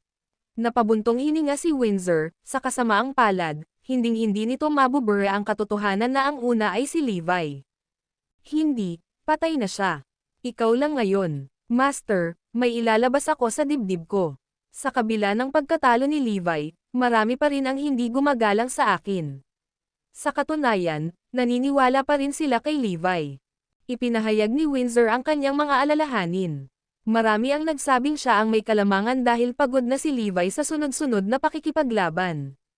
Sa tuwing nakakarinig siya ng ganoong komento, kumukulo ang dugo niya. Ngumuso si Samson, Sila ay isang grupo lamang ng mga ignorante na hamak. Nabubuhay tayo sa isang mundo kung saan nabubuhay ang pinakamatibay. Ang nanalo ay tumatagal ng lahat habang ang natalo ay hindi karapat-dapat na magreklamo. Kung hindi sila kumbinsido, kailangan mong ipakita ito sa iyong kapangyarihan. Ang buong katawan ni Samson ay nagmula sa isang mababang layunin ng pagpatay. Windsor lamented, kung buhay pa lang si Levi. Maaari ko siyang labanan muli at isara ang lahat ng minsan at para sa lahat. Hindi na pwede yon. Nasa ilalim na siya ng 6 na talampakan. Muling kinumpirma ni Samson kay Tenichi ang tungkol sa pagkamatay ni Levi. Nakakaawa naman kung hindi, matatalo ko siya ulit. Si Windsor ay lubos na nagtitiwala sa kanyang mga kakayahan at labis na nagmamalasakit sa kung paano siya nakita ng iba. Matapos bisitahin ang Windsor, nais ni Samson na suriin kung napatay si Forlivia. Samantala, sinusubaybayan ni Levi at ng kanyang mga tauhan ang mga organisasyong assassin. Sa sandaling iyon, dumating ang West Skylord na may dalang balita. Nagpanggap siya bilang isang mamamatay tao upang tanggapin ang mga pagpatay at natuklasan kung sino ang nagbigay nito. Si Olivia Garcia yon. Dahil sa sakit na dinanas niya sa pagkawala ng anak, gusto ni Olivia na patayin si Levi at ang buong pamilya nito. Napagtanto ni G. Finch ang pagkakataon at sinamantala ito. Sa kabila ng katotohanang siya ang tunay na utak, maingat siya sa kanyang mga pamamaraan. Sinigurado niyang lahat ng ginawa niya ay gawa ng kamay ng iba. Aware din si Levi na nasa harapan lang si Olivia at may ibang nagtuturo sa kanya. Kaya naman, gusto niyang i-ferret out ang mastermind sa pamamagitan ng pagdaan kay Olivia. Matapos palayasin ang ilang alon ng mga assassin na dumating para sa Forlivia, bumalik sina Levi at North Skylord sa Oakland City. Gayunpaman, si Olivia ay wala sa Garrison Clan Ancestral Compound. Sa halip, siya ay nasa isang marangyang manor. Sa loob ng silid, siya ay paikot-ikot at halatang problemado. Kung tutuusin, nabigo ang unang utos ng assassination at nawala na rin ang lahat ng kasamang assassin organizations. Kahit na mas nakakatakot ang mga assassin na kinuha niya sa pagkakataong ito, hindi pa rin niya maalis sa sarili ang takot na nararamdaman, lalagyan ng nobela. Kailangan kong magtagumpay sa pagkakataong ito. Damien, ipaghihiganti ka ni nanay. Hindi lang si Levi ang gusto kong ma-dispose, pero gusto ko rin na patayin ang pamilya niya, pakiusap ni Olivia. Huwag kang mag-alala, ang mga assassin na pinadala natin ngayon ay lubhang nakamamatay. Kamatayan ang naghihintay sa sino mang magtatanggol sa kanila. Isang boses ang umalangaw mula sa kanyang likuran nang biglang pumasok si Samson sa silid. Ang video na ito ay edited by Herban TV. Kabanata 1238. Nakahinga ng maluwag si Olivia at nagtanong, Mr. Finch, anong nangyari sa unang pagkakataon? Bakit nawala lahat ng assassin? Sa totoo lang, hindi pinansin ni Samson ang bagay na ito sa lahat ng ito. Kaya lang, nang bigla itong ilabas ni Olivia, hindi niya alam ang isasagot. Siguro si Zoe ay may ilang mabigat na bodyguard na nagpoprotekta sa kanya. Gayunpaman, ang organisasyon ng assassin na ipinadala namin sa oras na ito ay isa na nanatiling nakatago sa loob ng mga dekada. Napuno ng kumpiyansa si Samson. Pagkatapos ng lahat, ang organisasyon ng assassin na tumanggap ng misyon sa pagkakataong ito ay napakalihim at nakamamatay sa mga pamamaraan nito. Curious na tanong ni Olivia, dahil nagmula ka sa Great Family of Frostford, bakit nakatutok ka sa isang ordinaryong tao tulad ni Levi? Batay sa pagkaunawa ni Olivia, ang isang mahusay na pamilya ay mas malaki kaysa sa isang sinaunang pamilya. Si Erodia ay may 4 na mahusay na pamilya. Sila ay ang Great Family of Frostford, Great Family of Southford, Great Family of Eastford, at Great Family of Westford. Nagmula si Sampson sa great family of Frostford. Pinagsama ng isang mahusay na pamilya ang isang grupo ng mga sinaunang pamilya at angkan sa isang mas malaking paksayon. Kinokontrol nila ang marami sa mga sinaunang artifact at teknolohiya ng erudiya. Ang pinakasimple ay ang martial art techniques at medical knowledge.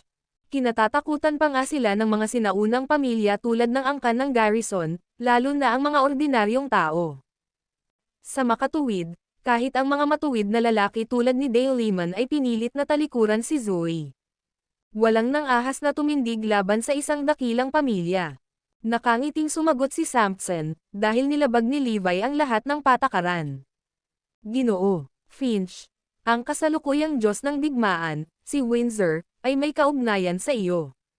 Si Olivia ay isang matalinong babae.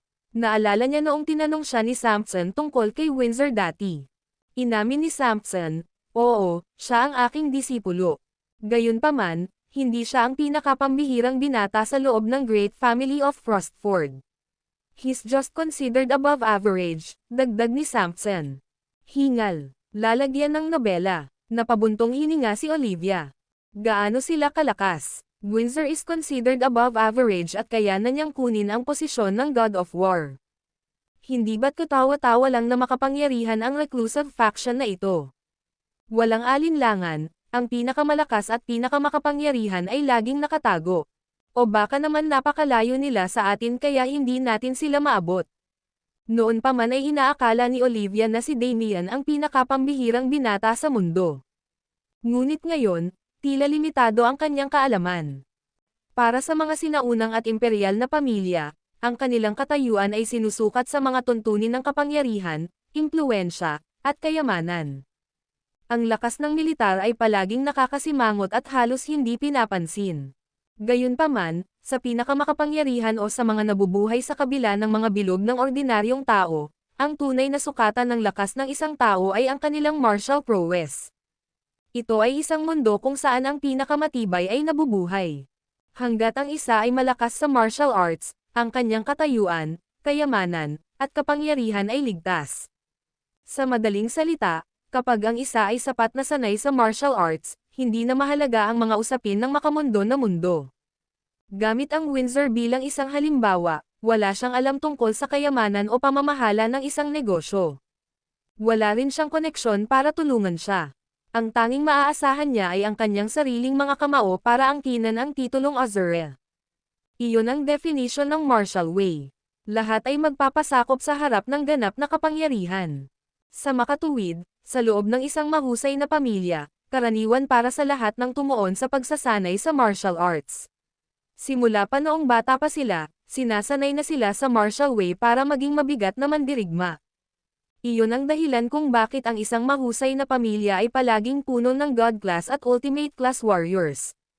Bagamat sila ay nanirahan sa loob ng kanilang sariling lupon, hindi sila natatakot na maging out of touch sa labas ng mundo. Hanggat mayroon silang napakalaking kapangyarihan, sila ay magiging mga hari sa tuwing sila ay litaw sa lipunan. Pinatunayan ng hitsura ni Windsor ang puntong iyon. Ang mga ordinaryong tao na tulad mo ay langgam lang sa amin, sabi ni Sampson. Kahit kinukutya siya, hindi naglakas loob si Olivia na sumagot. Bang! Sa sandaling iyon, ang pangunahing pinto ng manor ay bumukas sa pamamagitan ng isang sipa. Ang video na ito ay edited by Herban TV. Kabanata 1239. Olivia, lumabas sa pagkakataong ito. Isang malamig na boses ang umalangaw-ngaw sa buong lugar. Ang daan-daang security guard ng manor ay nauna ng sumugod. Thud, thud, thud. Isa-isang pinalipad ang mga security guard. Dalawang figure ang pumasok sa living hall ng manor na may mga katawan na nagkalat sa kanilang paligid. Ang mga elite na security guard ng Garrison clan ay nahulog na parang langaw. Sa bulwagan, biglang nagbago ang ekspresyon ni Olivia. Pati ang entourage ni Sampson ay nagulat. Sino ito? How dare they make trouble here? Ilang sandali pa, dalawang figure ang lumitaw sa bulwagan. Ano? Paanong ikaw ay, Levi? Garrison, paano ka pa nabubuhay? Ang biglaang pagsulpot ni Levi ay nagtaka kay Olivia at Sampson. Pagkatapos ng lahat, isang patay na lalaki ang lumitaw sa harap ng kanilang mga mata. Kakaiba kung hindi man lang sila nagulat. Parang lalabas ang mga mata ni Olivia. Namatay ako sa maling kamatayan. Dahil dito, nandito ako para sa aking paghihiganti. Deklara ni Levi habang humahagalpak sa tawa. Hindi kita pinatay. Hindi ako, sila. Nasa bingit ng kawalan ng pag-asa si Olivia at hindi makapaniwala na buhay pa si Levi. Maging si Sampson, na mula sa isang mahusay na pamilya, ay natigilan ng halos 1 minuto. Hingal na hindi makapaniwala, tinanong niya, paano nabuhay ka pa? Tinitigan siya ni Levi at Nishon, Mr. Finch. Kilala mo talaga ako. Damn, nahulog ako sa bitag. Si Mr. Finch ay isang matalinong tao at agad na napagtanto kung ano ang nangyayari. Paano ito posible? Halos hindi ka makagalaw noon at napatay lahat ng bodyguards mo. Paano ka pa mabubuhay? Kung naka-recover ka, dapat ay kumilos ka na noon, gulat na sigaw ni Sampson. Ang pagbanggit sa pangyayaring iyon ay tumama sa loob ni Levi. Lahat ng mga kasamang namatay para sa akin. Damn it. Hindi ba maganda kung makakalaban ako ng mas maaga? Hindi na kailangang mamatay ang lahat noon. Gayunpaman, ang kanyang pagbawi ay nangyayari lamang ng maraming oras. Napatingin si Sampson kay North Skylord at sinabing, hindi, baka may nagligtas sa iyo. Mula doon, nilikha nila ang ilusyon ng iyong kamatayan. Pati sarili mong mga subordinate niloloko. Pero, paano ka pa makaka-recover? Imposible lang. Ipinadala ni Sampson ang kanyang mga tauhan upang suriin ang katawan ni Levi at tiyak na wala siyang paraan para makabawi siya. Paralisado na raw siya habang buhay. Kahit na ang mga sinaunang medikal na pamamaraan at mga doktor ng Great Family of Frostford ay hindi nakapagpagaling sa kanya, pati na si Levi na nagpapagaling sa kanyang sarili. Paano siya naka-recover? Lalagyan ng nobela. Nakapagtataka na hindi siya namatay, ngunit upang makabawi sa ganoong kaikling panahon. Ang dakilang pamilya ng Frostford ay may maraming sinaunang teksto at maraming beses na itong pinagdaanan ni Sampson. Pero never siyang nakatagpo ng ganoong senaryo. Higit pa rito, mayroon siyang mahusay na kaalaman sa modernong teknolohiyang medikal at malinaw na naunawaan niya ang kondisyon ni Levi ay hindi magagamot. Kaya paano niya ito nagawa? Hindi siya pinansin ni Levi nang bumaling ang tingin niya sa 4 warriors na nakatayo sa likod ni Sampson. Kayo ba ang umatake sa paglipas ng ilang oras ng angkan ni Garrison, ang aking sarili, at si Windsor ay nakipagdigma? Tanong ni Levi.